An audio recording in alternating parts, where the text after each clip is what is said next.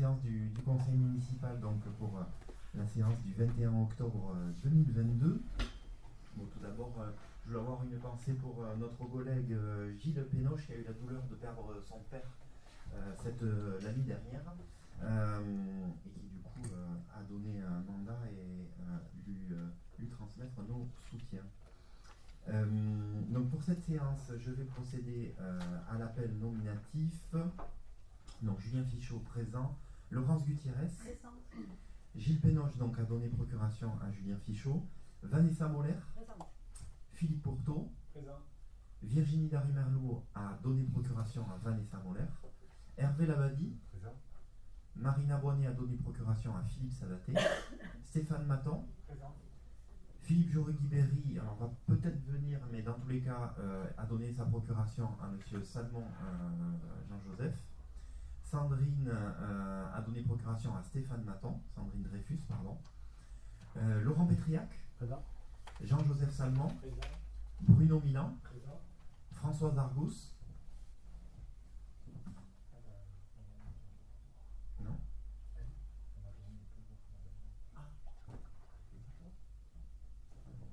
Donc, Françoise Argous a donné le pouvoir à Bruno Milan. Serge Bauchir, présent.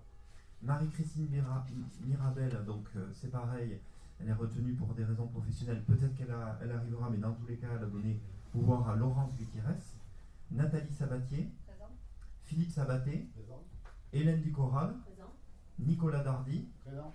Marie Darumerlou, Marion Lissaillou, présent. Isabelle Aspetia, présente. Florence Roura, présente. Mathieu Vigne, présent. Mike Bresson, présent. Pénélope Lanterne, présente.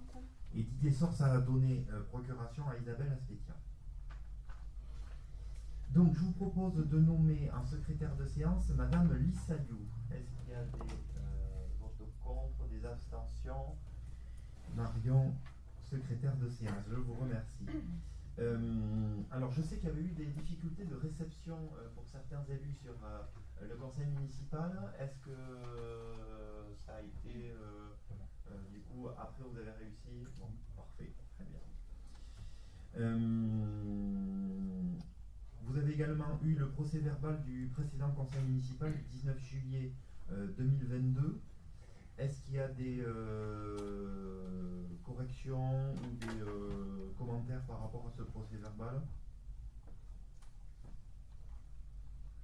Je vous remercie. Donc, je vous propose donc de voter pour le procès verbal. Est-ce qu'il y a des abstentions? Je vote contre. Unanimité pour celui-ci. On va pouvoir passer à l'ordre du jour, sachant qu'on reviendra en fin de séance sur le rapport d'activité du syndicaliste Bazadour qui a été transmis. Peut-être que Serge, si tu veux dire un mot sur l'actualité du syndicat, je te donnerai la parole. Et donc je vous propose de commencer donc, cet ordre du jour donc, avec une délibération donc, sur domaine et patrimoine, acquisition donc, de parcelles rétrocédées par l'Office public d'habitat sud-atlantique, la résidence Lérial, et donc c'est la délibération numéro 64. Donc je vais remplacer Gilles pour cette délibération assez simple dans le sens où c'est quelque chose qui commence à dater, hein, puisque vous l'avez vu, c'est une délibération donc, qui est liée à une opération actée en 2017 sur les parcelles cadastrées AM 217, 218, 219. Donc à l'époque donc, par Maître Bousquet. Donc l'achèvement de travaux avait eu lieu le 9 octobre 2019. Il n'y avait pas eu de contestation de la conformité. Et donc tout simplement, c'était l'approbation de l'acquisition des parcelles 218 et 219, moyennant le prix d'1 euro symbolique, d'autoriser Monsieur le maire à signer les actes administratifs et évidemment d'autoriser le maire adjoint en charge de l'urbanisme et le maire adjoint en charge des finances de l'application de cette délibération. Est-ce qu'il y a des commentaires ou des questions par rapport à cette régularisation, j'allais dire en quelque sorte, par rapport à une résidence, donc l'Érial, qui est une résidence qui est pas très loin de la mairie. Je vous propose de passer aux voix. Qui est contre?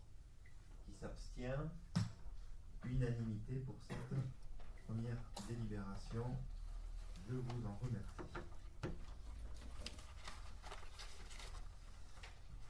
Et donc du coup on va débuter les trois sujets liés au personnel et à la fonction publique en laissant la parole à Hervé Labadie, notamment en commençant sur une mise à jour du tableau des effectifs. Hervé. Bien, la délibération 65, mise à jour du tableau des effectifs. Alors j'ai bien conscience qu'à la lecture de cette délibération, on puisse être effrayé par le nombre de changements proposés, mais en fait la réalité du terrain est plus simple. Il faut savoir qu'en plus de création franche de nouveaux postes, accompagnée d'une embauche, chaque modification de la situation professionnelle d'un agent déjà en activité, comme une promotion, un changement d'échelon, de durée hebdomadaire du contrat entre autres, donne lieu à la création d'un nouveau poste correspondant à sa nouvelle situation. Et bien entendu, il convient de supprimer l'ancien poste qui n'a plus lieu d'être. Ce tableau des effectifs au 21 octobre 2022 fait état essentiellement de la régularisation des situations nouvelles des agents après modification de leur carrière. Il officialise la création de 29 postes dont je vais vous présenter le détail. Une création d'un grade d'adjoint administratif de catégorie C à 35 heures pour le service accueil. Nous avons eu recours par le passé, y compris lors de précédents mandats, à des CDD à temps non complet sur ce poste. Nous considérons que les tâches incombant au service accueil justifient amplement la création d'un nouveau poste à temps complet. Ce service a d'ailleurs vocation à évoluer, d'autant qu'il nous permettra de réorganiser le service RH avec le glissement de certaines tâches vers l'accueil. 3 créations d'adjoints techniques et 2 adjoints d'animation pour permettre la stagiarisation de 5 agents en CDD recrutés entre 2017 et 2020 et dont le contrat a été renouvelé à plusieurs reprises. Pour information, nous procéderons à la stagiarisation de 8 agents, mais nous disposions de 3 postes non pourvus qu'il n'a pas été utile de créer à nouveau. Une création d'agent social qui correspond à la régularisation d'un agent déjà en poste mais qui était codifié filière technique. 22 créations de postes dans les services animation ADSEM et entretien restauration qui correspondent à des augmentations de la durée du contrat, tant en ce qui concerne les titulaires que les CDD. Dans le service animation ADSEM, un contrat est passé à 34 heures et 15 contrats à 30 heures hebdomadaires. La nouvelle durée de ces contrats était calculée en recensant les heures complémentaires réalisées, hors remplacement occasionnel, par les agents et de façon régulière. Soucieux d'apporter plus de stabilité à ces agents, nous avons converti ces heures en heures légales dans leur contrat, sans grande conséquence pour le budget de la commune, puisque les heures complémentaires qui étaient bien entendu payées n'ont plus lieu d'être. Dans le service entretien-restauration, le recours aux heures complémentaires est moins développé. Pour autant, certains contrats, dont des titulaires, étaient basés sur des durées hebdomadaires allant de 9 à 20 heures. Il nous a paru socialement compliqué de proposer de telles durées de travail avec les conséquences financières que l'on imagine pour l'agent. En conséquence, et après étude avec le responsable de service, nous proposons de modifier 7 contrats, mais pour seulement 6 créations, un poste à 23 heures existant déjà, et comme il était vacant, il a pu être récupéré. Les créations concernent un contrat à 18 heures, 2 à 23, 2 à 25 et 1 à 31. Les nouveaux contrats ont été évalués en fonction de l'organisation du service, de l'ancien contrat et de la situation professionnelle de l'agent. Il s'agit pour nous d'une première étape et nous étudierons la situation d'ensemble de ce service en 2024. Dans tous les cas, nous tenons compte de la situation de l'agent, des besoins du service et bien sûr de l'impact financier sur le budget de la commune. Pour les suppressions, c'est beaucoup plus simple. Le service RH, dont on salue encore une fois la compétence et l'efficacité, a procédé à un nettoyage de tous les postes qui n'étaient pas pourvus et qui n'avaient pas vocation à l'être dans un avenir proche. Nous vous proposons la suppression de 61 postes, toutes catégories et filières confondues. Vous constaterez désormais la proximité du nombre total de postes budgétaires et de ceux pourvus, car seuls quelques postes en réserve ont été maintenus. En conséquence, nous vous proposons de valider le tableau des effectifs au 21 octobre 2022 qui fait apparaître pour les titulaires 80 effectifs budgétaires, 84 postes pourvus pour 76 et 83 effectifs à temps plein. Pour les non-titulaires, 33 effectifs budgétaires, 31 postes pourvus pour 24,99 effectifs à temps plein. pour un total pour la commune d'effectifs budgétaires de 129, 115 postes pourvus pour un effectif à temps plein de 101,82. Merci Hervé pour toutes ces précisions. Donc oui, c'est vrai que ça finalise aussi un long travail, notamment du service enfance jeunesse, et que ça me permet de remercier les équipes à la fois du service finance RH, à la fois du service enfance jeunesse, et également les élus de la commission enfance jeunesse et RH finance. Est-ce qu'il y a des questions ou des commentaires? Oui. Mathieu. Moi j'ai une question par rapport à la police municipale. Oui. Sur le tableau, on a toujours parlé de 3 personnes et sur le tableau j'en vois 4. Je demande pourquoi et savoir. Voilà. Oui, alors c'est parce qu'on avait mis, on n'était pas sûr du grade pour le troisième agent, donc on avait pris par précaution, on avait créé un quatrième poste, parce que tu le sais que c'est plus facile d'avoir le poste créé et plus rapide quand l'agent arrive, mais il a vocation à disparaître. C'est prévu 3 agents et pas 4. Mais c'est par précaution. Comme on a pu le dire, on se garde des postes en réserve. Voilà. Mais c'est de la gestion, personnelle, comme ça il n'y a pas besoin de reconvoquer le conseil pour créer un poste. Voilà. Oui, monsieur Brisson. Oui, j'ai noté qu'il y avait un poste de directeur général des services fonctionnels qui est supprimé et qu'il reste dans le tableau des effectifs qu'un seul ingénieur. Donc je pensais qu'il y en avait 2 à Saint-Martin. Attaché principal et ingénieur. Ingénieur. Oui, mais qu'un ingénieur et un attaché principal. D'accord. Le DGS, enfin le directeur des services aujourd'hui est ingénieur ou il est attaché? Non, attaché. Il est attaché. Ok. Principal, pardon. Oui, si Vas-y, voilà. Alors effectivement, le directeur général, c'est l'ancien poste de Madame Cécile, qui n'avait pas été supprimé. Et on avait, alors je ne sais pas pourquoi, on avait créé en cas un poste d'ingénieur au moment du recrutement du DST. Oui, mais c'est pour ça que je pensais qu'il était ingénieur. Mais pareil, comme les autres postes, il n'a pas eu de. Donc il est d'accord. Merci beaucoup. Je vous propose de passer au vote. Qui est contre? Qui s'abstient? Unanimité sur cette délibération numéro 65. Et Hervé, donc, je te propose de passer à l'adhésion au service de médiation.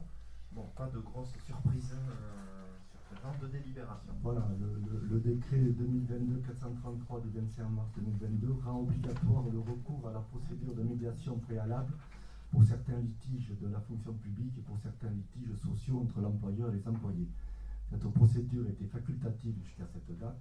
Notre collectivité avait d'ailleurs pris le 30 juillet 2018 la délibération numéro 2018-80 pour expérimenter cette procédure de médiation préalable en partenariat avec le centre de gestion des Landes jusqu'en novembre 2020. Ce dispositif a vocation à désengorger les juridictions administratives, rapprocher les parties d'une procédure amiable plus rapide et moins coûteuse. C'est parce qu'il y a 2 micros allumés. Oui, bon, normalement on peut à 2. C'est moi qui. Ouais. À 2 on peut. Vas-y, c'est la moustache. C'est la moustache.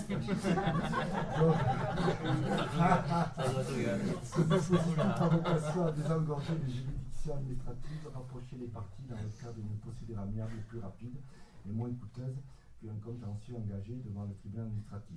Les centres de gestion ont été légitimés pour assurer les médiations dans les domaines relevant de leurs compétences contre des décisions individuelles dont la liste est déterminée par décret et qui concernent la situation des agents.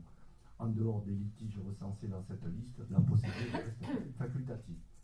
Le CDG 40 est habilité à intervenir pour assurer des médiations pour un tarif de 50 € de l'heure par médiation engagée. Pour pouvoir bénéficier de ce service, il convient de prendre une délibération autorisant notre collectivité à conventionner avec le CDG 40. Cette délibération permettra, dans l'hypothèse d'un conflit, d'éviter un contentieux au tribunal par cette phase de dialogue en recherchant une résolution rapide et durable du différend. L'intérêt que représente l'adhésion à cette démarche paraît évident. En conséquence, nous vous proposons d'adhérer à la mission de médiation du CDG 40 et d'approuver la convention proposée par le centre de gestion. Merci Hervé.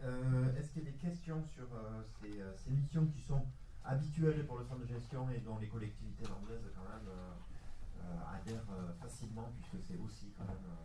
Mais c'est obligatoire maintenant. Mais c'est obligatoire. Voilà. Donc, c'est un interrupteur qui devient indispensable. Est-ce qu'il y a des questions? Je vous propose de passer au vote. Qui est contre? Qui s'abstient? Unanimité. Je vous remercie. Je suis juge. Donc, troisième délibération pour le RH, le recours au travail intérimaire. Hervé. Voilà, la délibération 67, recours au travail intérimaire. Devant la spécificité et la rareté de certains métiers, mais également la difficulté à recruter des agents contractuels, notamment sur des plannings de travail à coupure et comportant peu d'heures, la collectivité souhaite pouvoir recourir à titre exceptionnel à une agence de travail intérimaire pour pallier à ces difficultés temporaires dans le but d'assurer la continuité du service, se donnant ainsi un moyen supplémentaire de recrutement. Le recours à une entreprise de travail temporaire est une possibilité supplémentaire ouverte aux administrations relevant des 3 fonctions publiques dans les conditions prévues par le statut général des fonctionnaires. Toutefois, cette démarche ne pourra avoir lieu que lorsque le centre de gestion n'est pas en mesure d'assurer la mission de remplacement. Il ne s'agit pas de mettre en place cette procédure pour des remplacements pérennes, mais bien dans les cas exceptionnels qui ne peuvent avoir ni pour objet ni pour effet de pourvoir durablement un emploi lié à l'activité normale de la collectivité. Comme évoqué lors de la dernière commission finance RH, la collectivité devra s'assurer que le candidat proposé par l'agent d'intérim remplit toutes les conditions requises pour assurer immédiatement un bon service. En conséquence, nous proposons de donner à la collectivité la possibilité de recourir au travail intérimaire pour le recrutement d'agents non titulaires pour des missions de courte durée et au cas où les procédures de recrutement traditionnelles se révéleraient infructueuses. Merci Hervé. Bon, évidemment, cette délibération, j'ai pas besoin de vous le préciser, je pense. Vous avez chacun vu dans la presse et dans les médias depuis plusieurs mois les difficultés de recrutement de pas mal d'acteurs économiques. Et bien, la puissance publique n'y loupe pas depuis maintenant de longues semaines. Et que ça soit mais dans les Landes ou dans le Pays Basque, on est touché également. Donc c'est vrai que c'est de plus en plus préoccupant. Je le disais encore en conseil communautaire mercredi soir. Il y a vraiment un questionnement à avoir. Aujourd'hui, on a dans chaque collectivité, que ce soit dans les centres de loisirs, dans les métiers de base, des difficultés à recruter. Je ne sais pas si on peut parler encore de grandes démissions, mais en tout cas, il y a une réalité qui fragilise le service à la population. Et on en est rendu à se laisser le plus d'arguments possibles, même si évidemment on met toutes les précautions sur ces arguments qui peuvent être compliqués à gérer aussi, le travail intérimaire. Et c'est évidemment pas une volonté politique de recourir au travail intérimaire, mais force est de constater qu'on est un petit peu la tête sous l'eau depuis plusieurs semaines. Est-ce que ça amène des commentaires ou des questions? Oui. Oui, il y a une chose qui me gêne, peut-être à tort, mais je vois que c'est sous réserve de l'avis du comité technique. Oui. Ce qui me gêne, c'est qu'en fait, on prend une décision politique de faire qui est sous réserve d'un comité technique. Je pense qu'il eût été préférable d'avoir l'avis du comité technique avant de délibérer. Bon, ouais, c'est une bonne question, mais c'est vrai que c'est un peu compliqué en ce moment pour 2 raisons. C'est qu'il y a les élections professionnelles dans quelques semaines, et donc du coup ça complique sacrément les choses pour le CT. Et effectivement, nous on se retrouve depuis la rentrée dans des situations très compliquées aussi. Donc je ne vous cache pas que les 2 éléments étant un peu concordants, ça nous pousse à prendre cette délibération. Mais je suis d'accord, c'est pas quelque chose qu'on souhaite installer. Évidemment, le process logique est de consulter d'abord le CT et ensuite de passer la délibération, comme il a d'ailleurs été fait d'une manière générale sur des décisions RH.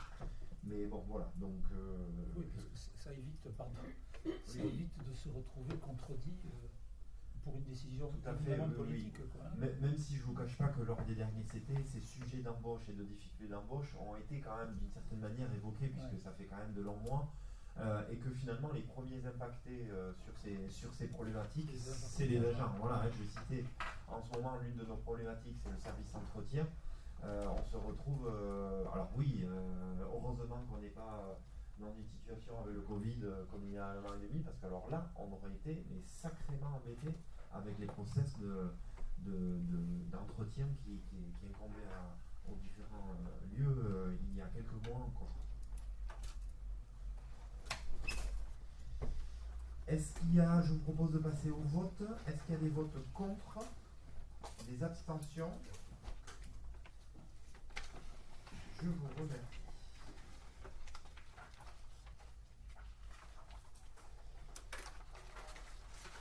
Alors, je vous propose de remplacer Philippe Jory-Guibéry sur la prochaine délibération. Donc, c'est la désignation d'un correspondant d'incendie et secours, quelque chose d'assez classique, j'allais dire, par rapport à une nouvelle loi donc, du 25 novembre 2021 qui vise à consolider notre modèle de sécurité civile, valoriser le volontariat des sapeurs-pompiers et des sapeurs-pompiers professionnels. Il est prévu de désigner un adjoint au maire ou d'un conseil municipal chargé des questions de sécurité civile. Et qu'en l'état des délégations, le conseil municipal délégué aux travaux sur les bâtiments, voiries, équipements et espaces publics est aussi chargé de concevoir et mettre en œuvre une politique pour renforcer la sécurité sur la commune, sans autre précision. Et que du coup, assez classiquement, je vais vous proposer, pour de multiples raisons d'ailleurs, et pas simplement la raison évoquée dans les considérants, et vous les connaissez, de nommer Philippe Jory-Guibéry correspondant incendie et secours. C'est même plutôt les éléments qui ne sont pas dans les libérations qui nous forcent à aller vers Philippe Jory-Guibéry avec sa casquette de lieutenant du centre de secours. Est-ce qu'il y a des questions ou des sur cette délibération, pardon? Oui. Alors moi, je me pose juste une question. En fait, est-ce que c'est pas dérangeant qu'il soit chef de centre et là sur ce poste en tant qu'adjoint? Alors effectivement, vu son poste, il n'est pas adjoint ni délégué, est-ce que ça ne peut pas poser un problème quand il est en intervention et s'il a besoin justement, ça fait double casquette sur le terrain, est-ce que ça ne peut pas être problématique? Oui, on en a parlé avec lui, vous vous doutez bien. Pour moi, c'est vraiment un atout puisque déjà concrètement sur les missions, en fait, il faut savoir que le responsable du centre de secours sur les missions, la plupart du temps, il est sur du pilotage, quasiment exclusivement. Si, concrètement, c'est pas moi qui l'ai dit, c'est évidemment Philippe Jory-Guibéry. Il est sur du pilotage, donc ça me fait pas rigoler, moi. Mais oui, il est sur du pilotage, mais on sait bien qu'il va dans l'action aussi. Oui, parce mais que c'est, voilà, j'ai évidemment qu'il va dans l'action, mais voilà. Aujourd'hui, sur les repères qui seraient amenés à, par exemple, à avoir déclenché des vigilances rouges, en l'occurrence, là, il ne va pas dans l'action, il est plus dans le pilotage. Et c'est ce que nous demande aujourd'hui cette loi du 25 novembre 2021, c'est évidemment pas simplement quand il y a un accident sur la voie publique, c'est quand ça nécessite une coordination beaucoup plus large au niveau municipal. Et là, en l'occurrence, je vais citer, il y a quelques mois, quand il y avait des inondations, eh bien, c'était Philippe Jory-Guibéry qui coordonnait, on va dire, l'action de terrain, même si, évidemment, à quelques reprises, puisqu'on est encore sur un repère modeste sur notre territoire, il y a les doubles casquettes et triples casquettes. En tout cas, moi, je pense qu'aujourd'hui, en tant que maire et en tant que responsable des opérations de secours sur la commune, c'est un atout dans le conseil municipal. Et d'ailleurs, il y a quelque temps, le SDIS des Landes a demandé aux communes de favoriser la présence de pompiers volontaires dans les conseils municipaux. Et là, je trouve que c'est une juste correspondance. Après, sincèrement, rien ne nous empêche aussi, dans les mois et années à venir, de voir si en pratique il y a une réalité de difficulté pour Philippe Jory-Guibéry surtout, de modifier ce correspondant.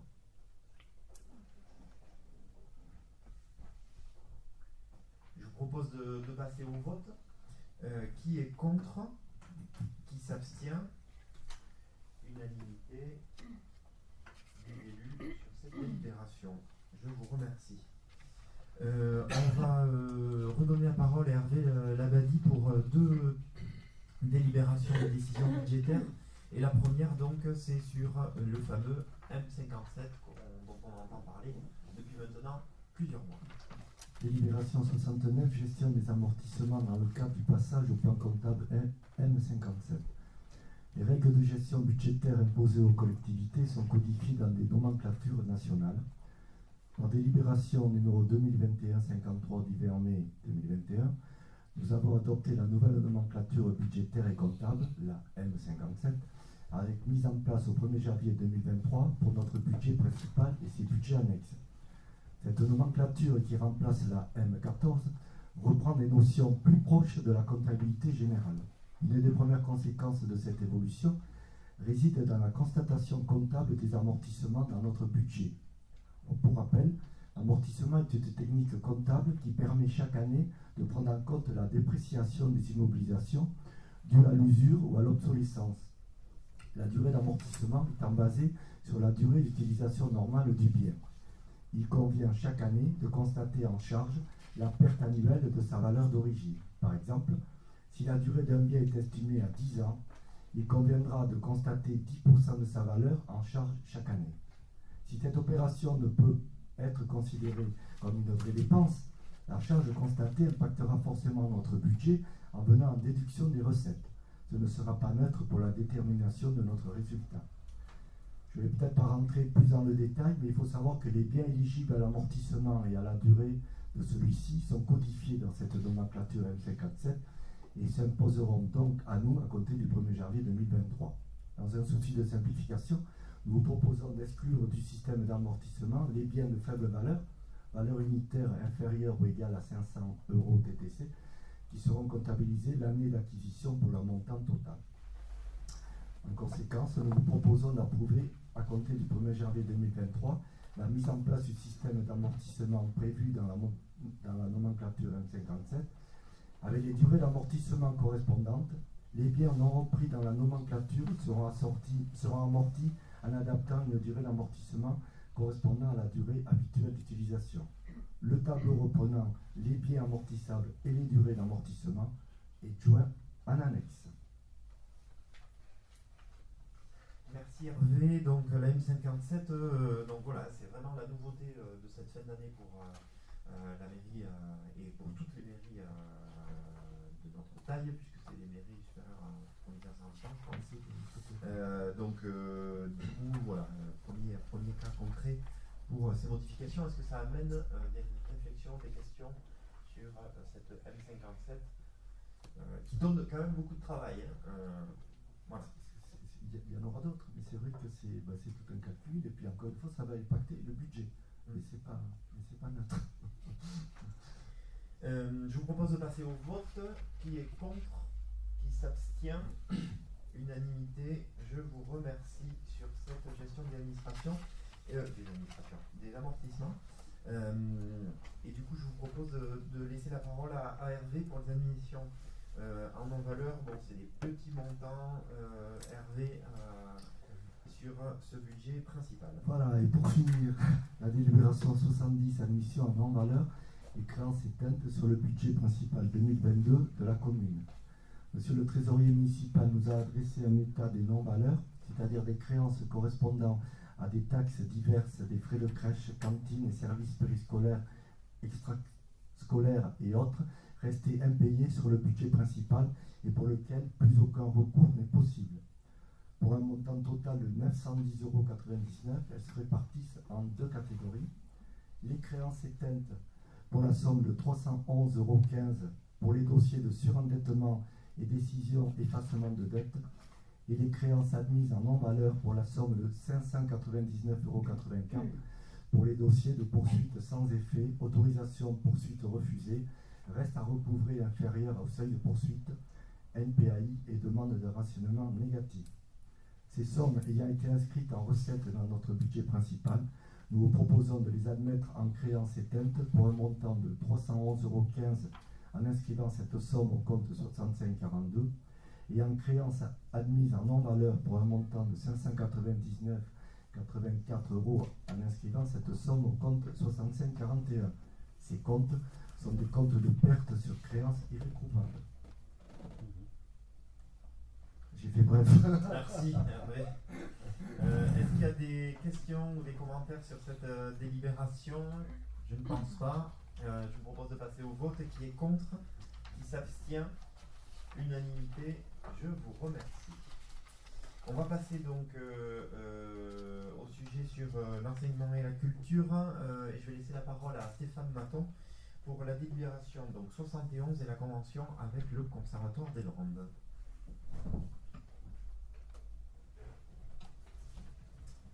Alors, considérant que l'éducation artistique et culturelle constitue une mission prioritaire et commune des ministères chargés de l'éducation nationale et de la culture, considérant que dans ce cadre, la pratique musicale est à la fois un espace de plaisir et de rigueur, elle contribue, au-delà du seul aspect artistique, à l'apprentissage de la maîtrise de soi, mais aussi à l'entraînement de la mémoire et de l'attention. Considérant que le Conseil départemental des Landes a sollicité la commune pour la mise en œuvre du dispositif Orchestre à l'école, que les enseignants de l'école Jean Jaurès de Saint-Martin-de-Seignances ont donné leur accord pour la mise en œuvre d'un partenariat avec le Conservatoire départemental de musique et de danse des Landes, que conformément à la circulaire interministérielle du 11 janvier 2012 relative au développement des pratiques orchestrales à l'école et au collège, l'intervention du Conservatoire des Landes s'inscrit dans une perspective de développement de la pratique instrumentale à l'école.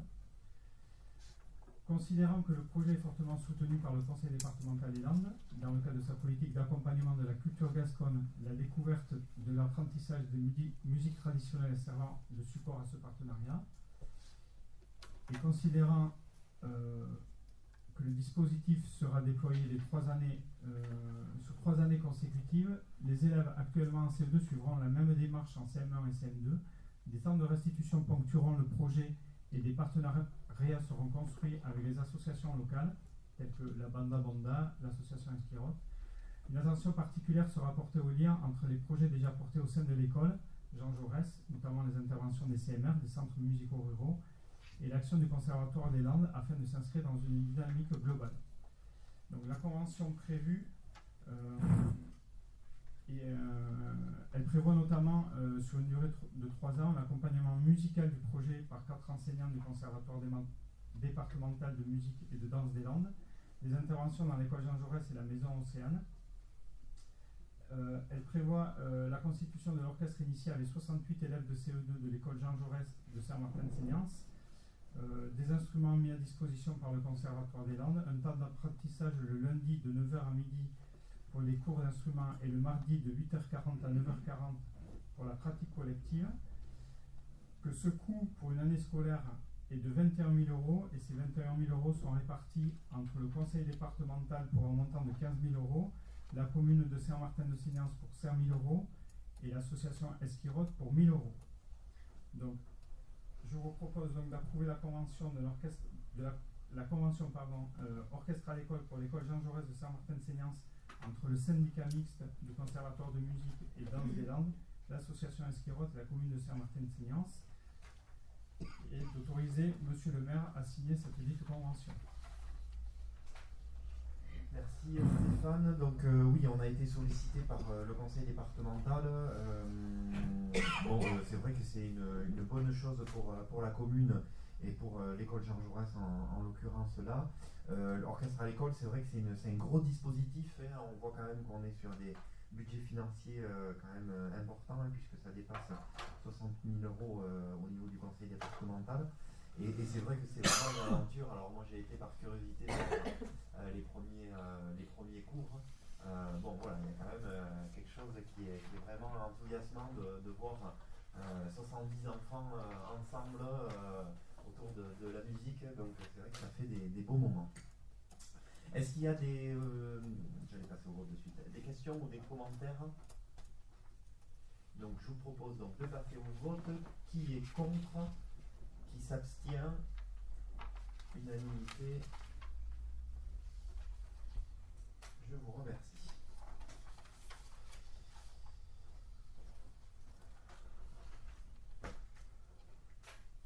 Je vous propose de passer donc à la délibération numéro 72 avec l'adhésion à Esprit du Sud 40.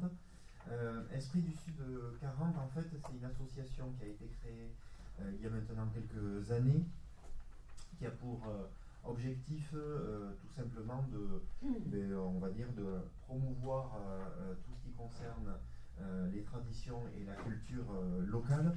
Je vais vous faire lecture du document que vous aviez en pièce jointe, c'est-à-dire la charte des libertés et de la diversité culturelle. Dans un monde qui se globalise au risque de provoquer la disparition de nombreuses cultures minoritaires, il est indispensable de rappeler, comme les États membres y sont engagés par les conventions de l'UNESCO de 2003 et 2005 sur la protection et la promotion des patrimoines culturels immatériels et de la diversité des expressions culturelles, que celles-ci, tant qu'elles ne portent pas atteinte aux droits de l'homme, doivent être respectées et pouvoir se transmettre en toute liberté. Les différentes formes de chasse, de pêche, de tauromachie, les arts et pratiques de l'agriculture, de l'élevage, de la gastronomie, ainsi que les manifestations folkloriques, sportives et culturelles, la valorisation et la transmission de la langue occitane de Gascogne participent de cet esprit du Sud qui repose sur un patrimoine ancestral amplement partagé dans nos régions et qu'il appartient à l'État de préserver. Donc voilà, donc la majorité des communes landaises ont adhéré, en tout cas celles qui ont, j'allais dire, notre niveau d'importance ont adhéré, et je souhaitais proposer au conseil municipal d'adhérer également. Vous avez vu, c'est une adhésion de 100 € annuellement. Du coup, dans les considérants, je vais juste ressouligner que c'est une association qui a été, on va dire, lancée par l'Association des maires des Landes, et qui a donc sollicité toutes les communes landaises sur ces sujets.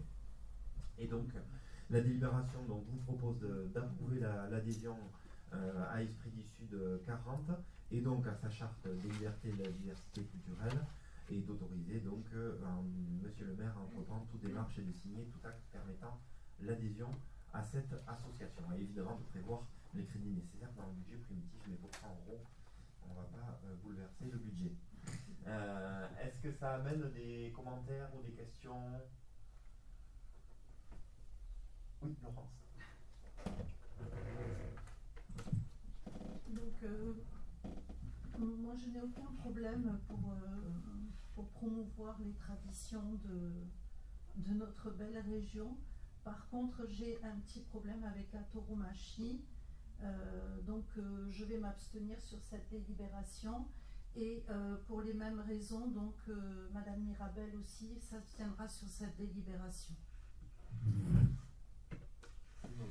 Est-ce qu'il y a d'autres interventions? Non, voilà. Bon, évidemment, vous doutez bien que si j'ai présenté cette délibération qui était, je trouve, importante d'être mis en avant, c'est que, évidemment, je trouve important dans ce moment qu'on vit depuis plusieurs mois d'ailleurs, plusieurs années, de bouleversement un petit peu sur tous ces repères de vivre ensemble, que la commune également rejoigne cette association pour défendre certaines valeurs. Qui est contre? Qui s'abstient? 2 abstentions, merci.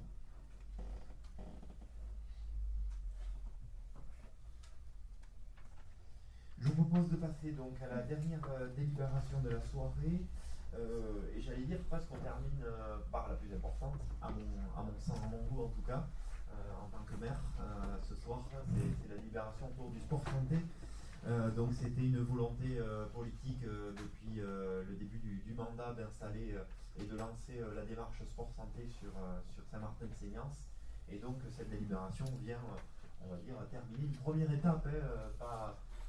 C'est qu'un début, mais il y a eu vraiment un travail qui a été mené, et je voulais vraiment remercier Vanessa Moller à titre personnel parce qu'elle s'est engagée à 200% sur ce projet, et évidemment remercier également sa commission, la commission vie associative, et Benoît Dupril du service des sports, qui sera une pièce maîtresse dans le dispositif, vous allez le comprendre.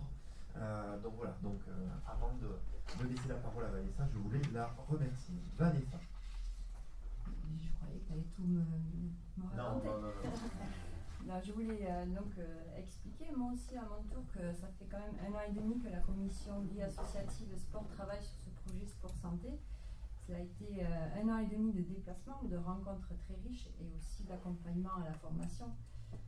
Voilà. Aujourd'hui, nous lançons un dispositif municipal pour sa santé à Saint-Martin-de-Séance. Il s'agit là d'un beau projet. La coordinatrice du dispositif PEPS des Landes sera une accompagnante précieuse pour nos agents communaux qui auront la charge d'animer et de suivre les bénéficiaires.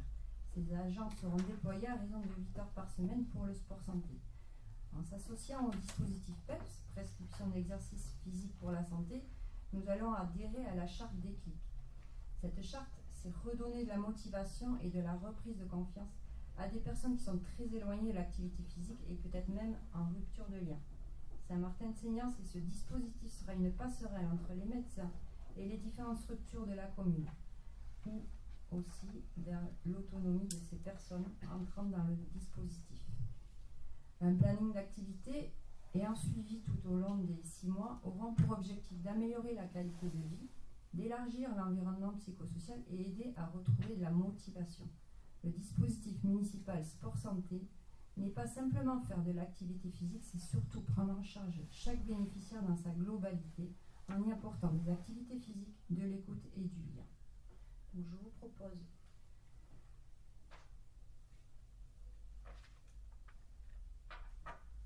d'approuver et d'autoriser Monsieur le maire à engager toute démarche et signer tout acte permettant la mise en œuvre de cette politique et de prévoir les crédits nécessaires pour le budget primitif communal 2022. Merci Vanessa. Donc juste réinsister que derrière tout cela, donc comme je le citais tout à l'heure, il y a un agent de la commune qui a été formé, une formation donc de 110 heures et de 70 heures de stage. Donc voilà, et vous voyez bien que là on est sur 180 heures au niveau de la formation, on est quand même sur quelque chose de très conséquent, ça fait plusieurs semaines. Donc c'était une formation qui avait eu lieu à Bègle, si ma mémoire est bonne. Et le lieu de stage à l'Aviron Bayonne. Alors attendez, j'étais en train de faire une intervention, Madame Ducoral. On me demande la parole. Donc 180 heures en tout donc pour Benoît. Et donc il y a un deuxième agent de la collectivité donc, qui sera sollicité également pour intervenir sur cette démarche sport santé pour un total d'heures hebdomadaires de 8 heures semaine consacrées à cette démarche sport santé. C'est important de le souligner parce que 8 heures par semaine, ben, c'est pas neutre pour une commune comme Saint-Martin-de-Séance. Et le deuxième point sur lequel je voulais insister, c'est remercier les associations. On a 3 ou 4 associations qui se sont déjà pleinement investies du sujet. 4 associations. Mais là, le partenariat va commencer seulement avec 3 parce que la 4e, c'est le tennis club de Saint-Martin-de-Séance et ils veulent développer le sport santé. Ils verront le tennis couvert. Ça sera plus simple pour eux. Mais donc, Patrice est formé. Donc les 3 associations qui sont également formées oui, de la ils même ont manière. des intervenants qui ont suivi la formation de 21 heures qui peuvent accueillir cette personne avec une prescription médicale. Donc c'est les associations Les Accros, l'association des Croque-Chemins et l'association PEPS-Séance. Voilà, donc je me permets aussi de souligner leur engagement sur... Et bien sûr, nous on va continuer à travailler avec d'autres associations pour pouvoir avoir d'autres intervenants pouvant accueillir ces personnes avec une prescription. Est-ce qu'il y a des questions ou des commentaires sur ce sujet du sport santé? Oui, moi je voulais savoir, c'est bien le budget 2022 qu'on a impacté ou pas celui de 2023 plutôt? Non, 2022. Ah bon? Non, parce que ça commence déjà. Oui, d'accord. Ah oui, c'est vraiment sur la fin d'année 2022 là. On a mis... Voilà, c'était prévu. C'est vraiment le top départ finalement, oui. Cette délibération. C'est vraiment le top départ. Et je vous propose de passer au vote. Qui est contre? Qui s'abstient? Unanimité sur ce beau sujet du sport santé qui est vraiment très transversal. Aujourd'hui, après tout ce qu'on a vécu pendant ces 2 ans, je trouve que d'avoir une délibération sur le sport santé, ça a du sens. Donc je vous remercie pour ces 10 délibérations. Il y avait donc des questions diverses donc envoyées par Saint-Martin Nouvelle Ambition. Beaucoup de questions d'ailleurs. Alors, juste d'ailleurs, il me semble qu'il y a pas mal de questions qui mériteraient plutôt d'être abordées en commission, parce que l'ensemble des questions, les 8 questions, ont connu une commission il y a moins de 3 semaines. Et du coup, je trouve que c'est, on va le voir, je vais le dire au fur et à mesure, mais je trouve dommageable parce qu'il y a vraiment des petits points de détail qui, d'après moi, méritaient plus d'être abordés en commission, mais c'est pas grave, hein, on va les aborder. On peut les aborder là. Tout à fait. Voilà. Donc d'abord, c'est pour la semaine bleue. Comment s'est fait le choix des animations de la programmation? Donc ça a été vu donc il y a 3 jours en commission donc sociale et solidarité. Ça, on nous a donné le programme, on demande comment ça a été choisi, c'est pas pareil. Oui, d'accord. Non, mais ce que je veux dire, c'est que vous en avez parlé. Voilà, c'était plus. Mais juste, il n'y a pas eu de commission pour travailler la semaine bleue. Et puis nos questions, ça fait pas 3 jours qu'on les travaille en fait. Donc du coup, effectivement, nous on s'est déjà vu plusieurs fois et on a travaillé, on a fait nos questions bien en amont. Donc effectivement, il y a des commissions qui sont arrivées, mais en réalité, nous on avait déjà des questionnements et des commissions qui n'arrivaient pas. Donc du coup, voilà. Pour recontextualiser. Voilà, c'est parce que comme il y a eu des commissions, voilà, le 27 septembre, le 14 décembre, et oui, 14 octobre, pardon. Nous en fait, on travaille depuis le 19. Oui, mais bon, on est d'accord quand vous avez reçu l'ordre du jour le vendredi dernier, en fait. Oui. Voilà, donc c'est pas. Peu importe. Oui, par rapport à votre observation, enfin, moi je pense que vous avez raison, il y a des questions qui auraient pu être posées en commission. Mais les commissions ne sont pas des instances publiques. On est d'accord. Et donc les questions qu'on pose, c'est aussi pour avoir une réponse publique et éventuellement un relais par la presse ou par l'affichage, etc. En fait, monsieur Bresson, j'avais tout à fait compris l'intention. C'est parce qu'on nous pose la question. Je commence à être un peu habitué des joutes politiques et surtout des stratégies politiques. Et je ne suis pas non plus totalement naïf. Donc du coup, c'est sûr qu'en plus ça tombe le conseil où Virginie Darmerlou ne pouvait pas être présente, mais il y a Marion Lissaillou notamment qui fait partie de la commission. Du coup, au niveau des choix, très simplement ça a été fait surtout avec les acteurs sociaux de la commune. Je vais citer notamment les 3 EHPAD de la commune qui ont été force de proposition sur ces sujets. Évidemment le service du CCAS de la commune également. Il y a eu également un travail avec 2 associations qui interviennent en faveur des aînés. Je vais citer par exemple l'association des amis de Léon Lafourcade, tout bêtement, avec qui ça a été travaillé. Et pour terminer, ça a été travaillé avec les 3 structures enfance-jeunesse, que ce soit la crèche, le service jeunesse et tout ce qui concerne le périscolaire, qui ont été associés au travail de la semaine bleue. Mais on est bien d'accord que ça aurait peut-être mérité une commission pour travailler aussi. Mais je me doute que vous avez dû le dire le 18 octobre à Virginie Darmerlou en personne. Si ça n'a pas été dit, c'est dommage. Non, on nous a fait état des lieux de ce qui se sert, je pense. Non, mais ce que je veux dire, c'est qu'il faut être actif dans les commissions. Sinon, quand on nous présente ce qui est déjà abouti, à quoi ça sert d'être actif? D'accord, en tout cas, moi je considère qu'en commission, on est là pour travailler. Et que, c'est pas du travail là. Mais pourquoi, Florence, le mardi, tu n'as pas abordé le sujet avec Virginie Darmerlou? Parce que tout était calé. Bon, d'accord. Bon. Mais c'était passé surtout. On a une manière différente de voir les choses. C'était passé surtout. Bon. C'était. Ensuite, pourquoi il y a eu interruption de l'opérateur culturel pendant l'été? Alors, il n'y a pas eu du tout d'interruption. Hein. En fait, depuis le début de la création de la saison culturelle, le mois de juillet et août n'ont jamais été des mois de la programmation culturelle, en fait. Et quand il y avait les petits concerts. Ah, mais ça, c'est différent.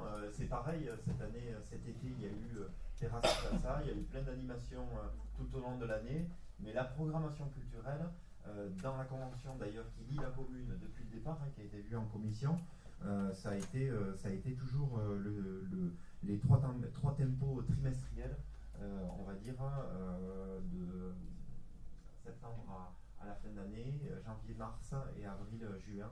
Et il y a toujours cette pause, d'ailleurs comme toutes les saisons culturelles de la région. En fait. Oui, mais en fait l'été dernier, donc l'été 2021, qu'attache à organiser des concerts dans Oui, la mais commune. en fait c'était particulier, c'était surtout par rapport, et d'ailleurs à l'année d'avant aussi, on avait créé des animations pour compenser l'absence des animations classiques de l'été, et notamment des fêtes, Donc voilà, c'est pour des ça choses que comme c'est ça. clair. Donc là, en l'occurrence, là, l'idée c'est la programmation culturelle annuelle, on retrouve, et fort heureusement, un rythme traditionnel, on va dire. Ensuite, par rapport au tennis, donc là c'est pareil, il y a une commission le 27 septembre par rapport une commission travaux. La livraison des cours couverts paddle est prévue en mars 2023 sur le nouveau on va dire planning. Évidemment, beaucoup de retard avec de multiples raisons. Au début, les retards étaient liés à la pénurie des matériaux. Ensuite, liés aux différents, on va dire,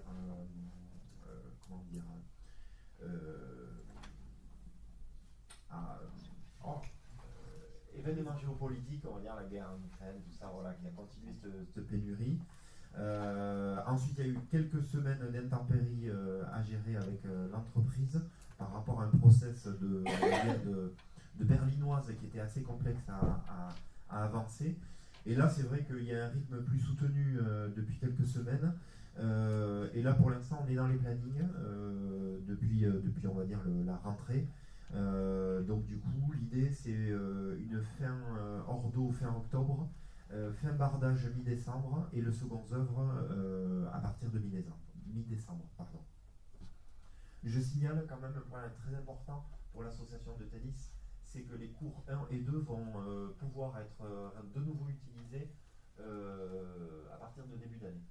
Voilà, c'est important, puisque la mise en sécurité est réelle à partir de début d'année.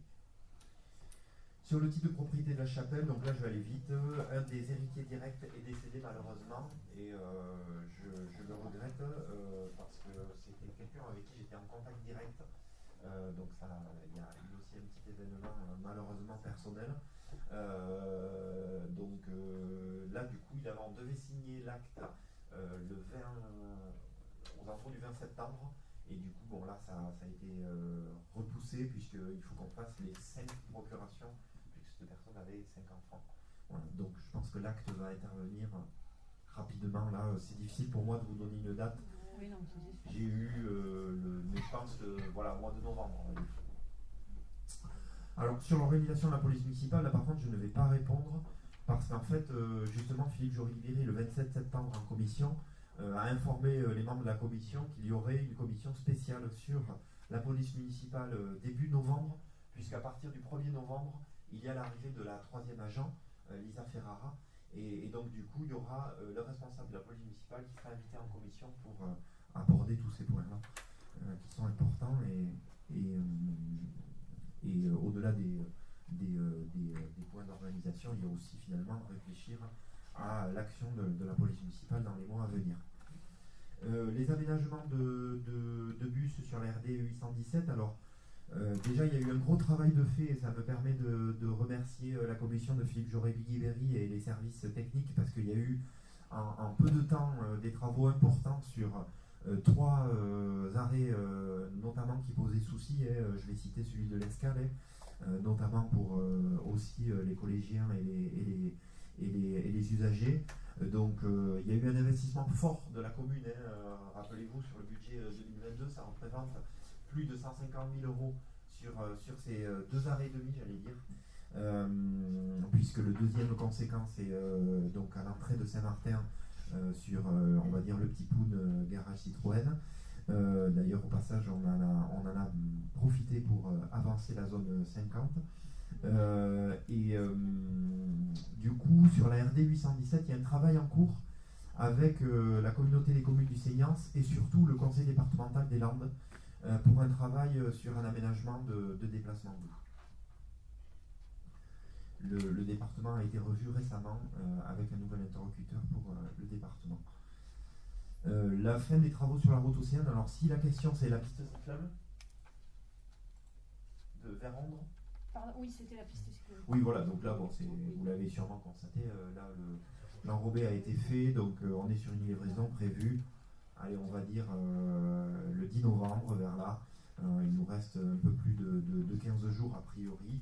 Il y a eu tout simplement une petite semaine de retard par rapport au planning initial lié à des intempéries. Et pour la navette des plages, la fréquentation et le bus des fêtes, ben là c'est pareil. En commission urbanisme et déplacement, la Gilles Pénoche est absent, mais il y a une commission qui va être prévue spécifique uniquement aux mobilités, puisqu'en fait, au-delà de la navette, où le syndicat viendra nous montrer les résultats de l'été, bon, déjà, je peux vous donner le chiffre, c'est 1800 validations sur l'été 2022. Ça représente 34 voyages par jour, par exemple, pour vous donner une idée quantitative précise. L'autre chiffre, c'est que la commune de Saint-Martin donc distribuait des tickets gratuits, avec quand même une philosophie qui avait évolué sur tout le secteur, sur ces navettes, on va dire estivales, puisque quand même le territoire s'est reposé la question par rapport aux touristes. Pourquoi les touristes ne paieraient pas ces navettes? Alors, c'est un vrai sujet aujourd'hui, et quand vous allez dans d'autres territoires, vous payez les navettes fluviales, les navettes vers la plage, donc c'est vrai qu'on était un petit peu à la traîne, donc il y a eu un changement de paradigme un petit peu sur ce sujet.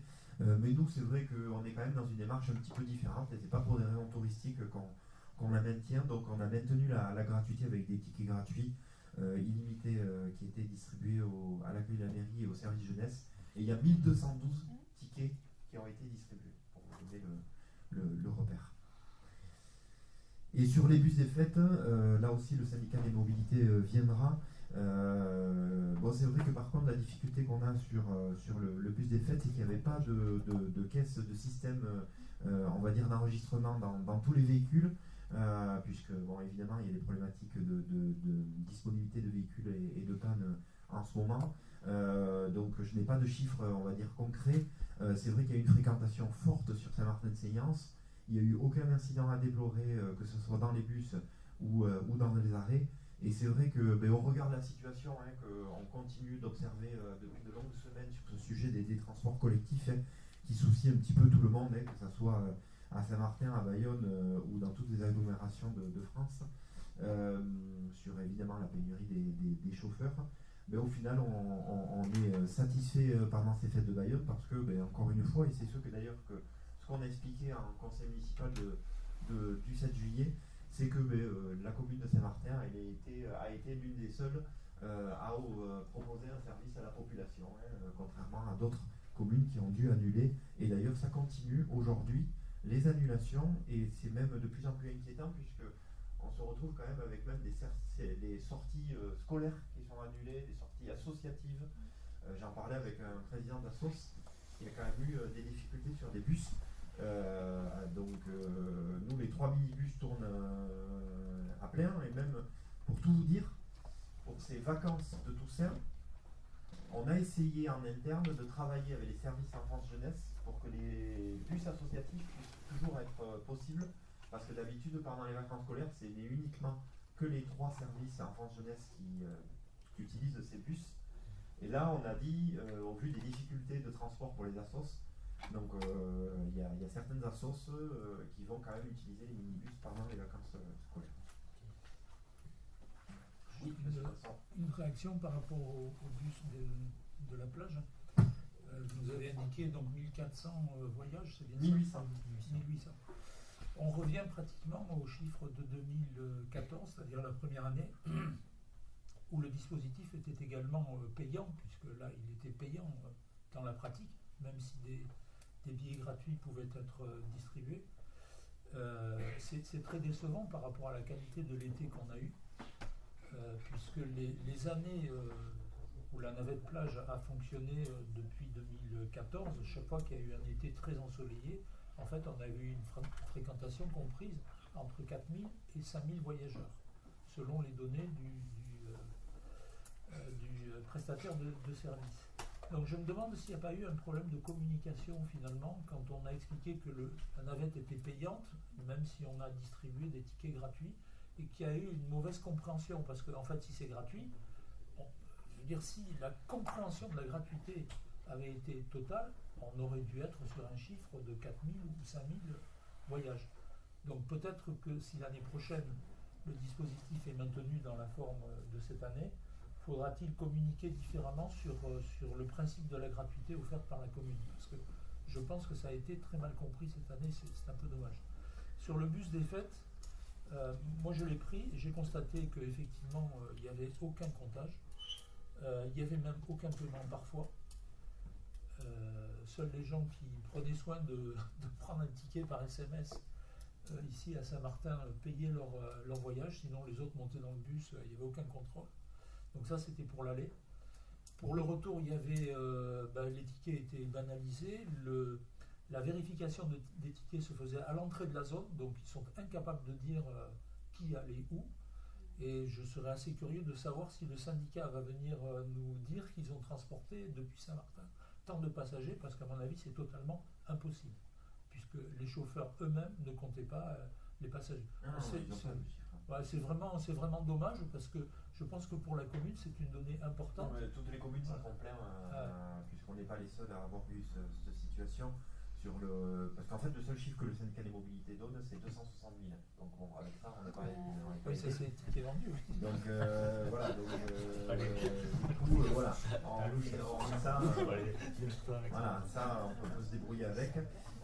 Juste un élément quand même, parce que effectivement sur les navettes été, il y a quand même une analyse qui est un peu compliquée sur cet été 2022, parce qu'il y a certaines navettes des plages qui sont en baisse sur le littoral, parce que justement il y avait cette chaleur qui était très importante visiblement. En tout cas en conseil syndical on l'a évoqué. Pour Saint-Martin, alors par exemple Ondres est à que simplement 90 voyages par jour. Ouais, mais Ondres c'était voilà, là par exemple là il y a un vrai problème à Ondres, parce que le bus circulait à vide, quoi, alors que d'habitude il circulait à plein.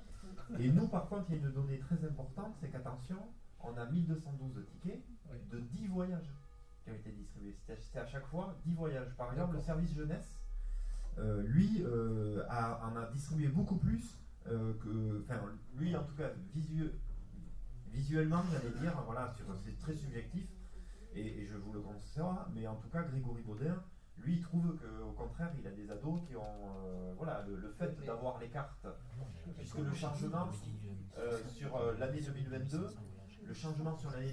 c'est que cet été, un adolescent de 15 ans pouvait avoir sa carte, finalement, d'étudiant, en quelque sorte, de lycéen bayonnais, mettons, le 20 juillet. Et donc, du coup, a priori, ça a aussi favorisé certaines montées dans le bus, parce qu'ils avaient un peu la culture de pouvoir prendre le bus. D'après les chiffres que vous nous donnez, là, 1200 cartes de 10 voyages distribuées. Ils les ont pas utilisées que sur la navette des plages. Non, mais alors peut-être, mais en tout cas, ça met fortement en doute le chiffre qui vous est donné par le syndicat de 1800. Oh non, moi ça m'étonne pas, parce qu'après ils l'ont utilisé pour aller à la ligne régulière. Ils sont pas fous, hein. Ils ont vu que c'était possible avec les deux. Et d'ailleurs, c'était un des sujets. Nous, au début, il y avait un sujet sur est-ce que ces tickets. De toute manière, le syndicat des mobilités n'était pas en capacité de nous donner un ticket unique pour les navettes des plages. Ils ne pouvaient, avec leur système de monétique, avoir que des billets communs à tout le réseau. Donc, après, finalement, c'est pas une mauvaise chose, parce que ça permet. On est toujours là. On est encore au début du lancement de ce 1054. L'idée, c'est de... Voilà, d'ailleurs, il nous reste quelques tickets gratuits. On a essayé sur certaines opérations de faire, par exemple, sur la matinée sans voiture, de distribuer des billets aussi pour faire promouvoir ce transport en commun. Hein.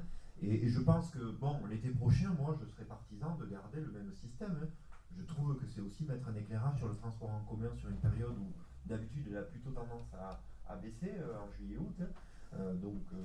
Mais est-ce qu'on ne peut pas imaginer un dispositif un peu différent pour la gratuité? Parce que là, en fait, la commune achète des tickets au syndicat et les distribue gratuitement. Est-ce qu'on ne peut pas imaginer une participation à concurrence de temps de tickets versés par la mairie directement au syndicat, et on annonce officiellement que c'est gratuit pour la commune? En fait, alors moi je les comprends, et une fois l'explication donnée, tout simplement en termes de visibilité. C'est-à-dire que globalement, un touriste qui vient à Bayonne et qu'il aille à Biarritz, à Bidart à Saint-Jean-de-Luz ou à Ombre, le syndicat des mobilités et les élus, et je vais vous donner quasiment le seul exemple avec Anglette, mais ça va sûrement évoluer peut-être dans les mois à venir pour Anglette, mais c'est Bidart. Il n'y a que Bidart qui dans le secteur fait comme nous en fait. Ils remettent des tickets gratuits. Et en fait le syndicat des mobilités disait si on annonce la navette gratuite comme la navette du centre-ville, on passe un message qui est compliqué pour l'utilisateur qui par exemple loge à Tarnos et qui va aller à la fois à Bayonne et à la fois sur Ambre. C'est-à-dire que pourquoi la navette d'Ambre serait gratuite et pourquoi celle de Biarritz est payante. Voilà, c'était ça. Après, je comprends ça en termes de lisibilité, de dire. Et puis, il y a derrière une question économique, très simplement. On l'a évoqué pour la navette fluviale. Aujourd'hui, on avait une navette fluviale à un prix totalement dérisoire. Il se trouve qu'à titre personnel, l'hiver dernier, j'étais allé à La Rochelle pour une manifestation sportive. J'ai pris la navette fluviale qui fait les enfants, 4 €. Hein. Enfin, et du coup, c'est vrai que de faire payer le touriste pour des services qu'il est prêt à payer en plus. Parce que le touriste, si on lui dit demain, tiens, tu vas aller faire le tour entre la cale du Boucau, le centre-ville de Bayonne et la plage d'Anglette en navette fluviale, il est content, ça lui fait prendre le bateau et il est prêt à payer. Et ça a été un débat qu'on a eu en conseil syndical sur aussi une communication qu'on avait sur cette période estivale. Mais c'est un sujet, il y a un sujet. Moi j'ai une petite question parce que alors du coup il avait bien été communiqué avant l'été que c'était une carte de 10 tickets par personne, c'est bien ça? Non. Par famille. Ouais, non, c'était nous on a. Donc alors une carte. Non, par personne. Par personne du foyer. Oui, c'est ce que je dis. Oui. Voilà. Si on est 4 dans le foyer, oui, il y a 4 cartes. On est d'accord. Donc là, ok. Donc effectivement, on va pas à la plage que 10 fois. Donc après, on paye la navette. Non. En fait, ça n'a pas été communiqué qu'on pouvait revenir chercher. Si, en fait, nous, et d'ailleurs, c'est très clair puisque en fait, on n'a quasiment pas eu de. Au début, on a fait le répertoire des noms. Et après, ça a été un sujet justement que j'ai évoqué avec le directeur général. Moi, ma volonté était justement que ça soit, et on en a parlé avec le directeur jeunesse, il n'y a eu aucune limite, la preuve, il nous reste des billets. Et d'ailleurs, au niveau du service jeunesse, la communication était très claire, parce qu'on va être très clair, 90% des montées, pour ceux qui l'ont prise, c'est que des ados. Hein. Voilà, c'est 9 sur 10, c'est que des ados. Et le service jeunesse a continué à distribuer, et je vous le dis, on a recommandé des tickets. On en avait 1600 commandés et il nous en reste 388. Donc là, non. Concrètement, c'est ça. Et on n'a pas eu besoin de communiquer parce qu'aujourd'hui, quand les gens sont venus chercher les tickets, on leur disait, mais de toute manière, il n'y a jamais eu contrairement à d'autres communes où ça a été un peu plus compliqué. Nous, là, c'était vraiment une volonté d'être incitatif. Oui, mais ça n'a pas été communiqué. Écoute, en tout cas, moi, je le dis très simplement, Stéphane Maton peut peut-être en parler, moi, aucune remontée dans le sens que tu évoques. Aucune remontée. Et tu te doutes alors, bien. évidemment, au service jeunesse, les animateurs ont dû en parler avec les... Et c'est très bien que ce soit les adolescents, et parce que c'était pour eux à la base, hein, donc c'est très très bien.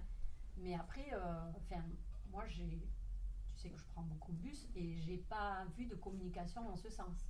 Non, mais voilà, donc ça n'a pas été communiqué à la population, je veux dire, voilà. Oui, mais en tout cas, en pratique. Mais après, c'est très bien que ça en soit pratique, c'est ça. Après, bon, on peut toujours, l'année prochaine, on fera mieux sur la communication, hein, on le voit, c'est un sujet. Mais ce qui est sûr, en tout cas, c'est que, voilà, on a distribué, la preuve, il en reste. Et aujourd'hui, moi, j'ai pas eu une seule remontée de personnes qui se disent, oh non, mais c'est payant. Non, au contraire. Je vais même vous citer, on en a même donné quand même quelques-uns parce qu'on trouvait que ça avait du bon aussi au camping du Petit Poun, parce que quand même là, ils n'ont même pas eu besoin de les utiliser en entier. 150 on leur a donné. Je vous propose de passer au sujet sur le syndicat mixte du Bazadour. Alors, je voulais insister parce qu'il y a un vrai sujet sur le compte rendu. Je voulais juste insister parce qu'il y a quand même des sujets saint-martinois. Donc ça permet d'évoquer en 2023 les travaux qu'il va y avoir sur la commune pour le site route de Lannes. Excusez-moi, alors c'est pas le site, c'est pas du Bazadour maritime. Ah pardon, je confonds, c'est ma faute. Parce que là c'est où retournoir physique ouvert bouillon pour le Bazador maritime. Donc ça, c'est pas du tout les travaux. Ah oui, syndicat des rivières. Là, c'est syndicat des rivières. Pardon, d'accord. Ok. Oui, je confondais.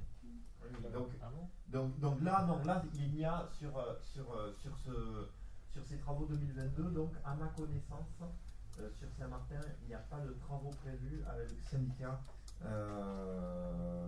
du Bazadour. Il y a des travaux oui, mais d'entretien, voilà. Pas ce que j'évoquais. Pas sur les ouvrages. Voilà, c'est ça, c'est ce que je voulais dire, de choses majeures, on va dire. Là, en l'occurrence, des choses comme il y a sur le compte rendu. Je ne sais pas si vous avez regardé les exemples de chantier, par exemple à Saint-Laurent, sur la porte. Voilà, là, c'est vraiment des choses qui sont lourdes, on va dire. Est-ce qu'il y a des commentaires ou des questions sur ce rapport? Bon, je rappelle que pour le secteur, c'est sur notre secteur, c'est Isabelle Casalis, la maire de Saint-Laurent-de-Gosse, qui est on va dire la représentante du Seignance. Et on a fait en 2022 quelques réunions entre nous pour aussi travailler le sujet, on va dire, dans le Seignance. Et d'ailleurs, le père de Mathieu était présent, Jean-Pierre, du coup, parce qu'il y a quand même des sujets, et surtout des sujets, on va dire, de coordination entre le département des Landes et le syndicat, parce que des fois, on a l'impression qu'il y a, on va dire, une communication qui est compliquée sur les entretiens, notamment Fabien Gaillardon, donc le directeur du syndicat, des fois râle un peu parce que on va dire, on parle de la voie cyclable du bord d'Adour. On a des fois l'impression que les choses sont faites en dépit du bon sens. Et surtout, on regrette quand même un entretien qui est plus que maladroit. Et à la limite, je reste on va dire mesuré avec le terme maladroit. Pas de questions, de commentaires? Bon, c'est un syndicat très important pour nous. Il y a de vrais gros sujets sur les digues, là vous l'avez vu, sur les travaux, vous avez quand même pas mal de travaux sur les digues, sur la gestion des embâcles. Bon voilà, il y a constamment des sujets sur tous les secteurs de ce bord d'Adour. Merci à tous. Les décisions, pardon, oui, j'avais oublié, les décisions donc, du maire. La première décision, donc, c'était par rapport au centre technique municipal intercommunal, donc Atlantique Architecte et Adour études SARL Gétudes énergie et pays et paysages qui ont été voilà, c'est des normes aussi pour un coût prévisionnel d'1,1 million avec une rémunération à 8%. Ensuite, une consultation donc pour le marché aménagement et voies d'accès, toujours pour ce CTM et CTI. Et d'ailleurs, vous avez constaté que la voie a débuté depuis dernière semaine de septembre. Et sûrement que ça va être terminé dans les 15 jours à venir. Elle ne sera pas entièrement terminée, cette voie. Là, elle est on va dire, exactement, carrossable pour l'UTD, et qui est un peu en retard, par contre, l'UTD aujourd'hui. Le projet de construction d'une extension de la bibliothèque qu'on a voté lors du conseil municipal précédent, le 7 juillet, a été confié à Thierry Juéreau, architecte à Bayonne. Donc ça, c'était une décision suite au permis déposé le 30 juin dernier. Et la nouvelle cour de l'école Pauline Kergomar, que vous avez peut-être vu, en tout cas je vous incite à aller la voir parce que c'est vrai qu'elle satisfait un petit peu tout le monde, les instituts, les parents, pour 45 950 €. Et avec un prestataire qui nous donne pleinement satisfaction depuis quelques temps, c'est le prestataire CASO, KASO, qui nous donne satisfaction. Logiquement, le prochain conseil municipal devrait être le jeudi 17 novembre 2022. 17 novembre 2022, prochain conseil municipal, sauf vraiment l'événement de dernière minute. On peut réserver votre 17 novembre. Bonne soirée à tous et merci beaucoup.